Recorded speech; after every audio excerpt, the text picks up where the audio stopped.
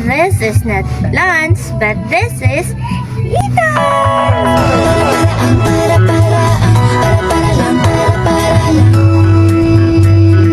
Another day, another productive day.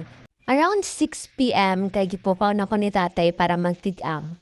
Kay ko no, nagutom na siya, pero pag uman ko tigang, wala man gyapon nagkaon. So before nagtigang, naggimasanay ko sa kwarto, 5:30 gikagubot ba.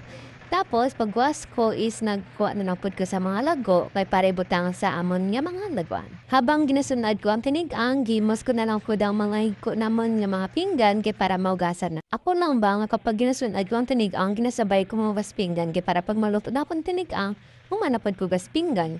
So para mapadali apon obra kag maka-cellphone ko dayo. Mapansin nyo guys, nga did ko sa kilid sa amon dapugan ng ugas pinggan kay para kapag mapatay ang kalayo, dali ko dayon makaduan. Kapag gabi dito sa ginaugasan, is makadto-kadto pa matingog-tindog pa kung ginakapoy na kusina. So habang gawas pinggan, malanto-lanto ko nga ko niya tinigang kung nagubas na ba o wala. Pag ko abon sa mga pinggan, gipangtipon ko na lang po ng mga kaldero kay para makiskisad na kag maugasan. Lagi naman sa side nga name, busy ang mga people kay kurawa o ng bangko. Muna apod nga aga kung di pabugto ni tatay para makatigang kay para kapag magutom sila is pwede na sila papaw.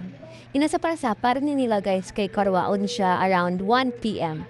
So, ready buligare ang mga people kay para matapos dayon. Aradara ko mga tiyo, tatay, nanay, kuya, pag akong pinsan. Tagdari natapos na po was pinggan, gipang arrange ko na mga pinggan, mga kalderong akong nga gitpamugasan. Para tawhay man ang taon, kag ang mga bisita nga gakadto pa kare, kay hindi man mambalan nga. Ano ning balay nila man? Cheres.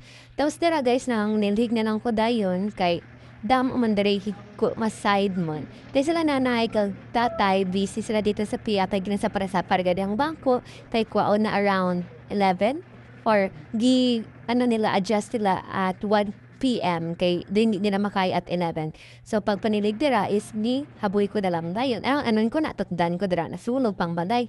Kapuro na lang gade ni sin. Tanan nga obra sa panimanday ang ganahan ko kit is manilig. Biska na mga yab of the of sig pot na sa akon kay ganahan gid ko manili. Amo gid na ang one of the best. Charis, one of the best man daw. So dara gyaboy ko na sa bakante nga lote. Charis. Lote na siya sa amon niya silingan nila Ren. Shout out sa'yo Ren. Charis. So dara ang gyaboy ang akon mga basura para mataas ang lupa dara. Kay perme dara ginabahaan.